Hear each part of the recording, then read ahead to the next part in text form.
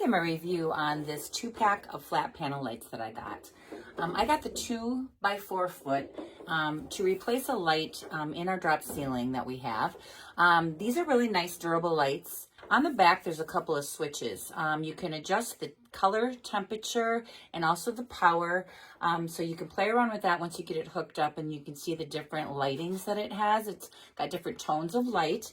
And there's also different powers on there. So you can adjust all of those things once you get it hooked up and just kind of leave it to whatever your liking is. It does have the wires on the back as well. There is a little detailed description on the back of what each color wire represents. So that kind of helps with your installation.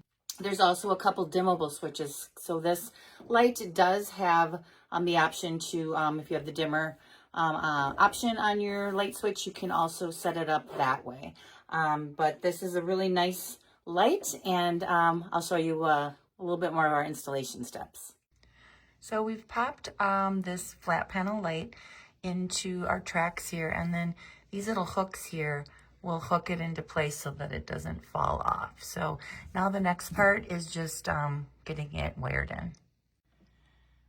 Okay, so we have it wired in now, and there are different settings, as I explained earlier.